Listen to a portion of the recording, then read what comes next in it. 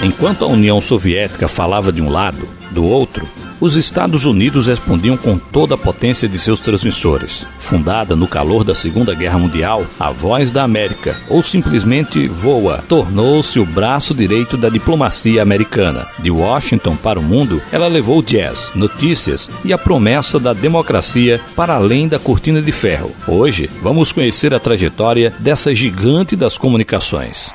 You are listening to the Voice of America, Washington, D.C. A Voz da América, ou simplesmente VOA, traduzindo para o português, entrou no ar em 24 de fevereiro de 1942, apenas alguns meses após o ataque de Pearl Harbor. O primeiro locutor em alemão, William Harlan Haley, abriu a transmissão com uma frase que se tornou o mantra da emissora: as notícias podem ser boas ou ruins para nós, mas contaremos a verdade. Hier spricht eine Stimme aus Amerika. Aus Amerika im Krieg. Unsere Stimmen kommen zu Ihnen aus New York. This is a voice speaking from America. A voice from America at war. Our voices are coming to you from New York, across the Atlantic Ocean to London, from where they are relayed to you in Germany.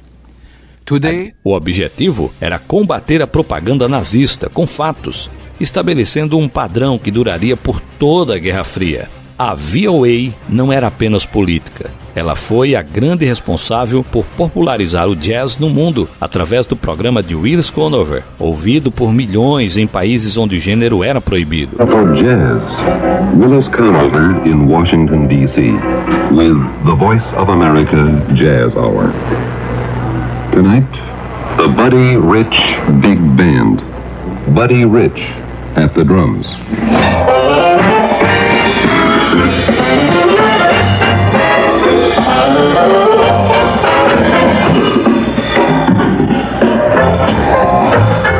Outra inovação fantástica foi o Special English, inglês especial, transmitido de forma mais lenta e com vocabulário reduzido para ajudar estudantes da língua.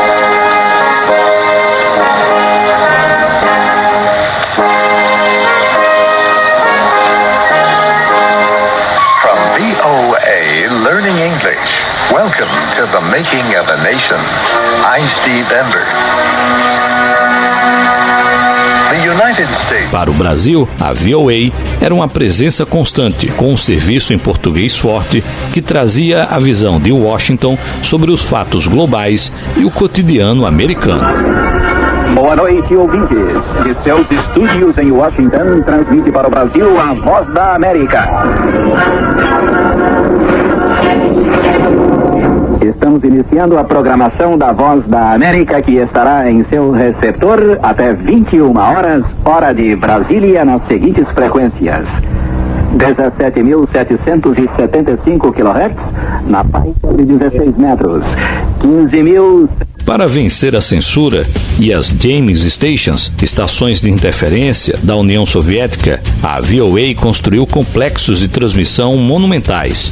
O local em Greenville, na Carolina do Norte, era um dos maiores do mundo. Eram florestas de aço que lançavam megawatts de potência para que o sinal de Washington pudesse ser ouvido em rádios de pilha no meio da Sibéria ou nas selvas do Sudeste Asiático. Com o fim da Guerra Fria, a VOA passou por grandes transformações.